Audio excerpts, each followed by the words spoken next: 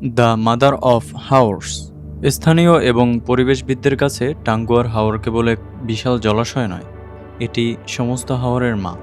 আমরা 2 দিনের ভ্রমণে দেখব টাঙ্গুয়ার হাওর ও তার আশেপাশের লাকমাছড়া, মিনি সুইজারল্যান্ড খ্যাত নীলাদ্রি লেক, শিমুল বাগান, বারেক টিলা, জাদুকাটা নদীসহ প্রায় 5-6টি স্পটের অপরূপ দৃশ্য। সেই সাথে জানার চেষ্টা করব এখানকার মানুষ এবং জীববৈচিত্র্যের জীবনধারণের সংগ্রাম ও প্রকৃতির সাথে সহাবস্থানের অজানা গল্প।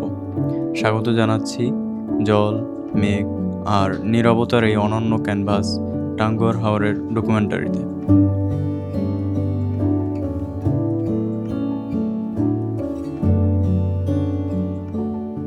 আমাদের যাত্রা শুরু হয় ঢাকা সায়দাবাদ থেকে। শ্যামলী বাসে করে সুনামগঞ্জের উদ্দেশ্যে রওনা হই, কিন্তু পথিমধ্যে বাস নষ্ট হয়ে যাওয়ায় দীর্ঘ সময় দাঁড় করিয়ে রাখে সকলকে। তারা কোনো ব্যবস্থা না করায় নিজেদের খরচে অন্য বাসে উঠে রওনা করি। বাস আমাদের সুনামগঞ্জ পুরনো বাস স্ট্যান্ড নামিয়ে দিলে আমরা সেখান থেকে সিএনজি ঠিক করে আবার রওনা হই ফতেহপুর ঘাটের উদ্দেশ্যে। আমরা এমন মনোরম দৃশ্য দেখতে দেখতে পৌঁছে যাই ঘাটের কাছে। আমাদের বোট ঘাটেই নোঙর করে থাকায় আমরা বোটে উঠে যাই। আমাদের 2 দিনের এই যাত্রায় থাকবে তরি ময়ূরক্ষী।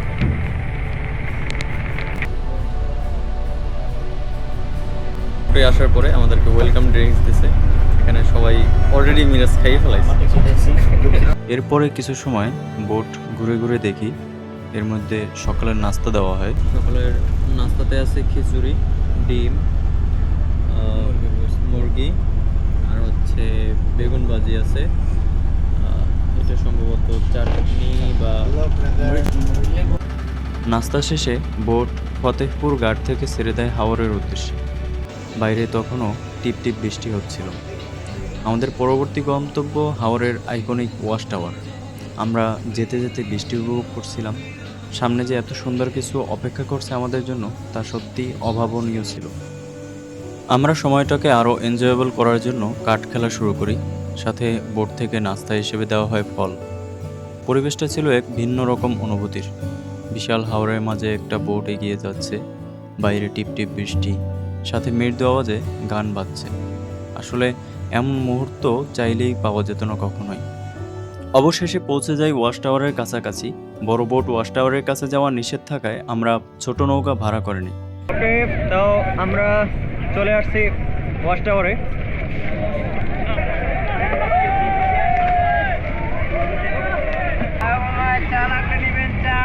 ওয়াও, আমরা সুন্দর একটা জায়গায় মানে যাইতেছি, একেবারে গাছের ভিতরে।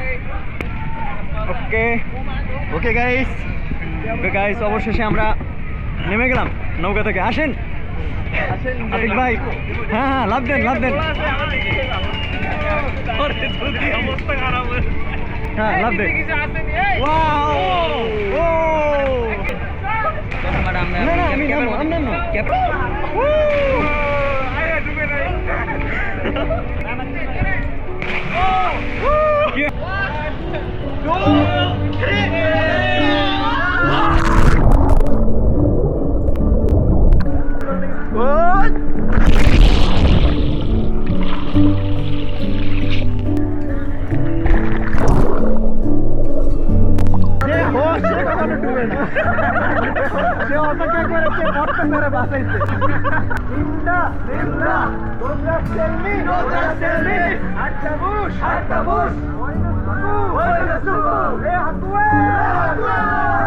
সবাই কেমন লাগতেছে ভাই?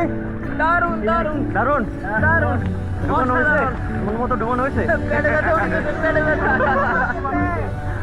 আমি স্বর্গে আছি। আমাদের আতিক ভাই স্বর্গে আছে। একজনের চোখ লাল বানাই ফেলাইছে। মিরাজ, কেমন ডুবাইলা তুমি? অনেক, যথেষ্ট। অনেক ক্লান্ত আজকে। ওয়াও, কেমন লাগলো? দিলাম না একটু ঠিক করে দিলাম। দীর্ঘ সময় ডুবাইলা তুমি এনে। আতিক ভাই কেমন লাগতেছে? অসাধারণ লাগতেছে, তবে আমার 10,000 টাকা উসুল হলো না।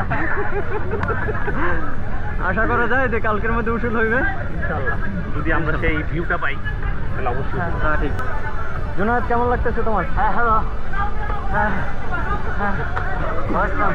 Okay. Luxurious boat, amazing friend circle, Okay. and the most beautiful weather. Overall, the great tour from this from our tourmate. Okay. Like you're so excited, right? Yeah, obviously. Okay. কেমন লাগতেছে আপনার? Okay, নিলাম না। কেমন লাগতেছে আপনার? অসাধারণ। মনে হয় কি আপনি এই যে এনজয়টা এটা কি আপনার দেশের বাড়িতে করতে পারতেন না? তো আমরা দীর্ঘ সময় ওয়াক টাওয়ারে গোসল করার পরে এনজয় করার পরে আবার ফিরে যাচ্ছি আমাদের বোটে।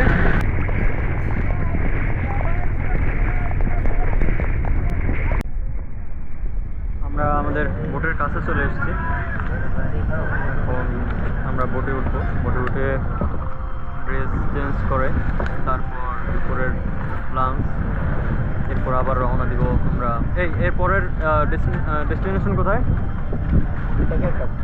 ট্যাকের ঘাট। ট্যাকের ঘাটের যেই সৌন্দর্য আসলে অসাধারণ। এদিকে পাহাড়, বিশাল পাহাড়, আর আমরা থাকবো ঠিক এদিকটাতে। এখানে অনেক বোট অলরেডি বিরানো আছে, আর এখানে আমাদের বোটও নোঙর করবে। তো দেখা যাক, এখানে হয়তো এখান থেকে আবার কোথাও যাওয়ার প্রোগ্রাম থাকতে পারে। আমরা এখন আছি ট্যাকের ঘাট এলাকায়।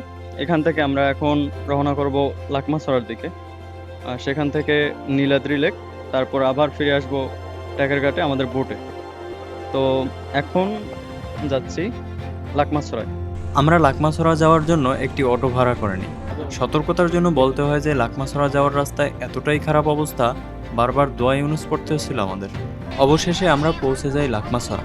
এখানে আপনি আসতে পারেন সুন্দর সুন্দর কিছু ছবি তুলতে চাইলে, তবে আমি ইতিপূর্বে বিছানাকান্দির মতো অসাধারণ জায়গা ঘুরে আসায় এই জায়গাটা তেমন স্পেশাল কিছু মনে হয়নি।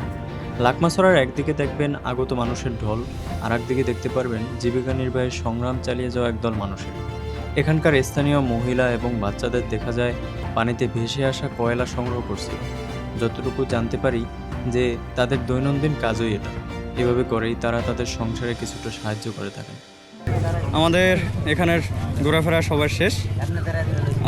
আমরা আবার চলে যাব এখন কোথায়? নীলাদ্রি লেক। নীলাদ্রি লেক এখানে আসলে খুব সুন্দর জায়গা, বিশেষ করে ছবি তোলার জন্য বেস্ট একটা জায়গা। আমরা রওনা হই নীলাদ্রি লেকের উদ্দেশ্যে। নীলাদ্রি লেক মূলত ঘাটের কাছে হওয়াতে আবারও অটো নিয়ে ফিরে যাই ঘাটের দিকে। আমরা নীলাদ্রি লেকে এসে পৌঁছলাম।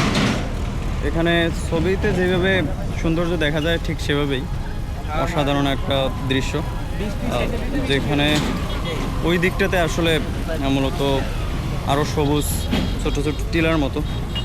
আমরা ওই দিকটাই যাবো। আমরা চাইতেছি কায়াকিং করতে, দেখি পারি কিনা, আর নয়তো বোটে চড়তে হবে। বাংলাদেশের মিনি সুইজারল্যান্ড যেই জায়গাটা বলা হয় সেটা মূলত এই জায়গাটা। এখানের সুন্দর ছোট ছোট টিলাগুলো আসলে সুইজারল্যান্ডের মতো দেখায়, আর জায়গাটা ড্রোনে দেখাবে ঠিক এরকম।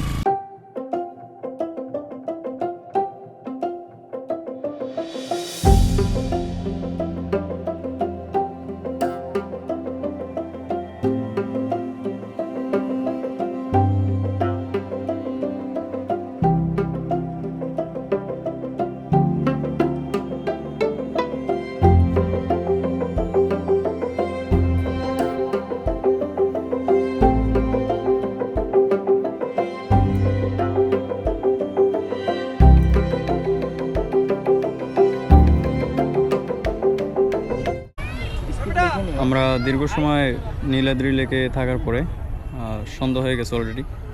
তো এখানকার সৌন্দর্য আসলে অসাধারণ বলা যায়। আসলেই যে মিনি সুইজারল্যান্ড বলা হয় সেটার সত্যতা আছে, সুন্দর লাগে অনেক। কিছু ফুটেজ ড্রোনে নেওয়া হয়েছে যেগুলো মানে অসাধারণ, অমায়িক বলা যায়।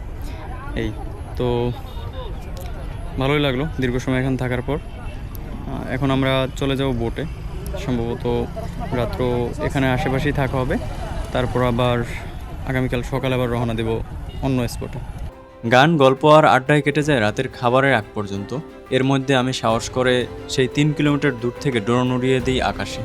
আমার চোখে যা দেখছিলাম তা অতুলনীয় ছিল। আমি চাচ্ছিলাম তা সংগ্রহ করতে। অনেক বাতাস, সেই সাথে ড্রোনের সমস্ত সেন্সর অফ করে আমার এই ফ্লাই করার মূল্য আমি পেয়ে যাই ফুটেজে।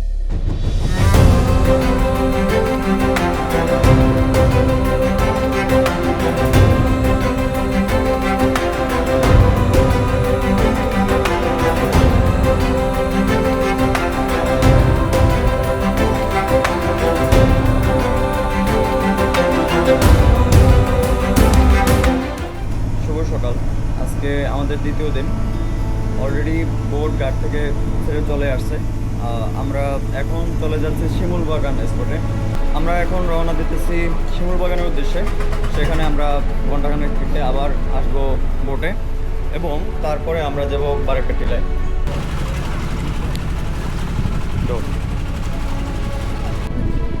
দেখছো, দেখা যায় তোমাদের?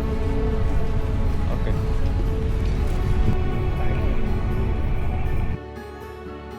এখন শিমুল বাগানে চলে আসছি।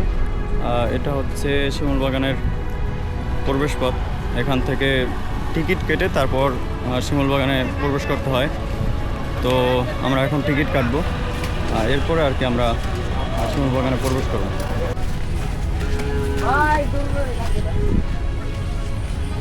তো আমরা শিমুল বাগানে প্রবেশ করলাম টিকিট কেটে। টিকিটের মূল্য কত ছিল?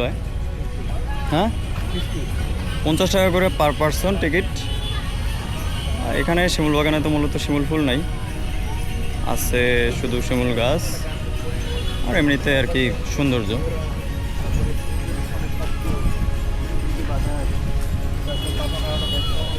কেউ যদি চায় তো এই ঘোড়াতে সাওয়ার করতে পারে, সুযোগ আছে।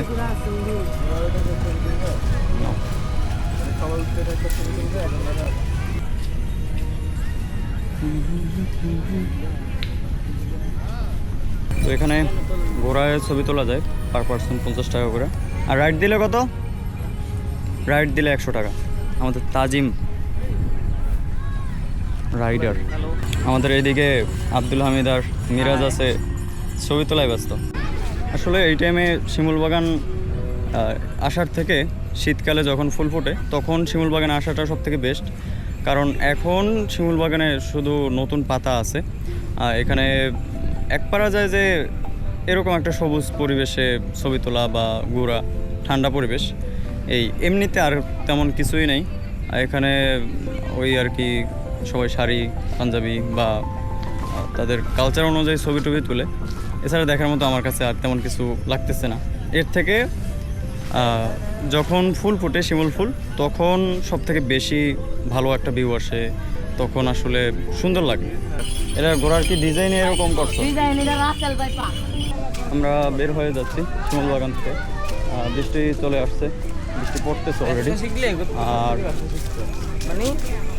অল্পের মধ্যে আমাদের যেতে হবে বোটে, কারণ আমাদের সাথে ড্রোন আছে, ড্রোন ভিজে গেলে আবার সমস্যা। তো যত দ্রুত সম্ভব আমরা বোটে চলে যেতেছি।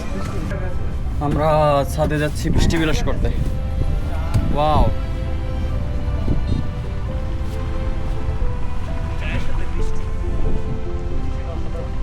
আসলেই আমরা এখানে চা খাবো আর বৃষ্টি বিলাস করবো।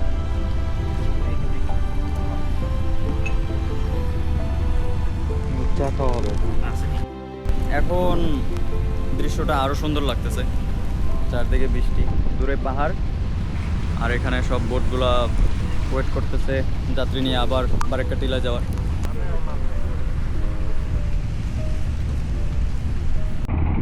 আমাদের বোট এখন এই ঘাট থেকে ছেড়ে চলে যাবে বারেকা টিলায়। আমরা এখানে দীর্ঘ সময় থেকেছি, সকালে নাস্তা করেছি এবং শিমুল বাগানেও ঘুরে এসেছি। এখন এই ঘাট থেকে ছেড়ে আমরা বারেকা টিলার দিকে যাচ্ছি। সেখানে আমরা বারেকা টিলায় দীর্ঘ সময়, সম্ভবত দুপুর পর্যন্ত থাকবো।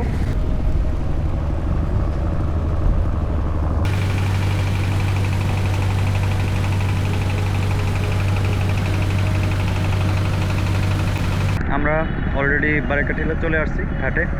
এখানে আমরা নামবো, নেমে এখানে বারেকা টিলা ঘুরবো। আশা করি খুব সুন্দর কিছু ভিউ পাবো, কারণ মেঘলা আছে, বৃষ্টি আছে। রওনা করতেছি বারেকাটিলের উদ্দেশ্যে।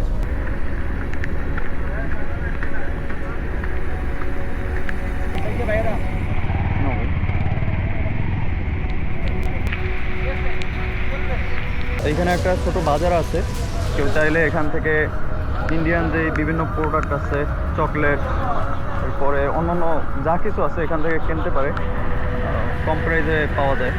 এই নিচ থেকে হেঁটে তারপর মূলত এখানে আসতে হয়, এটা হচ্ছে উপরে। এখান থেকে আসলে দেখা যায় যে অনেক বোট এখানে সম্ভবত বালু উঠাচ্ছে। আমরা কিছুক্ষণ ওখানে ছবি তুলে তারপর আবার সামনের দিকে যাচ্ছি বারেকাটিলের দিকে। তো এটা পুরোটাই বারেকাটিলার মধ্যে। বারেকাটিলার মূল সৌন্দর্যটা হচ্ছে এইখানে, এখান থেকে ওপারের যেই ঝর্ণা সেটা দেখা যাচ্ছে, প্লাস এখানের যে সৌন্দর্য। আমরা এখন বারেকাটিলার নোম্যান্স ল্যান্ড জায়গাটাতে আছি। এখন পুরো সম্পূর্ণ জায়গাটা যেটা, এখন পুরোটাই হচ্ছে ইন্ডিয়ার মধ্যে, ইন্ডিয়া এবং বাংলাদেশের মাঝ বরাবর জায়গা যেটা। তো এদিক থেকে ভিউটা একেবারে অসাধারণ, বলা যায় ড্রিমস ল্যান্ডের মতো।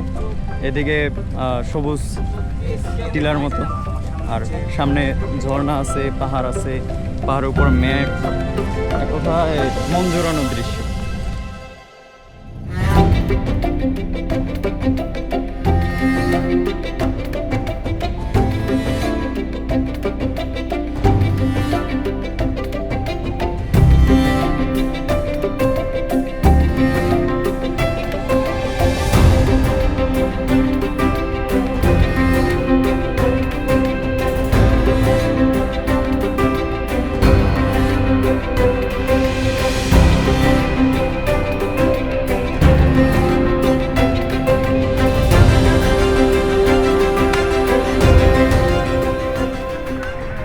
আমরা অবশেষে বোটে চলে আসছি।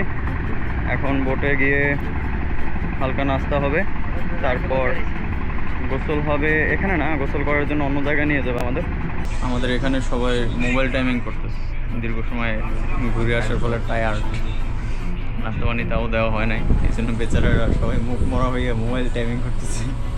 আর সামনে আমাদের গোসলের স্পটে যে নিবে, ক্ষুধা লাগছে, একজনের ক্ষুধা লাগে গেছে। আমরা এপার থেকে ওপারে যাচ্ছি গোসল করার জন্য। মূলত এপারে পানি অনেক ঘোলা, আর ওপারের পানিটা একেবারে ফ্রেশ থাকে।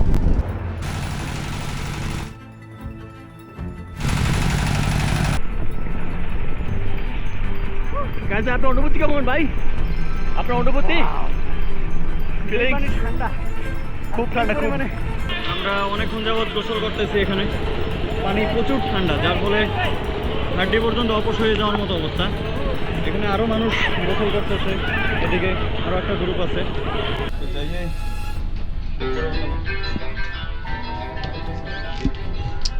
আমরা বারেকাটিলার ঘোরাঘুরি শেষ করে এখানে জাদুঘাটা নদীতে গোসল করার পরে এখন খাওয়া দাওয়ার যে পার্ট সেটা চলতেছে। এখানে খাওয়া দাওয়া অলরেডি শুরু হয়ে গেছে আমাদের। আজকে খাবারে দিছে খাসির মাংস, আর কি দিছে পুরা মাছ, টমেটো চাটনি, আলু ভর্তা, সাথে একটা সবজি। আচ্ছা, তো বেশ ভালো হয়েছে খাবারটা। 4-5 পদের খাবার আছে আজকের আইটেমে।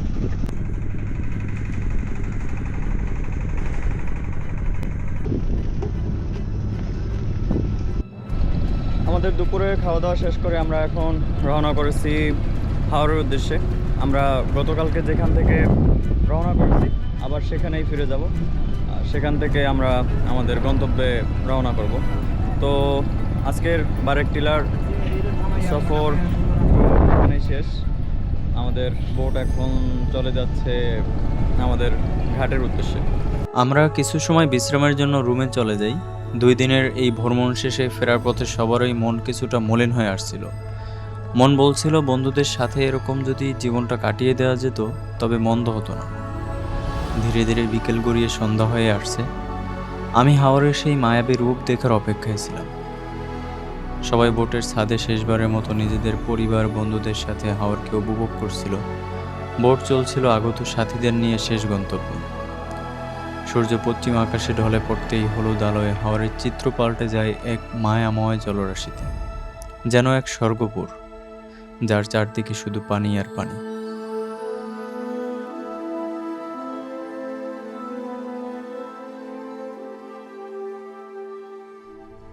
অবশেষে আমাদের টাঙ্গুয়ার হাওরের সফর শেষ।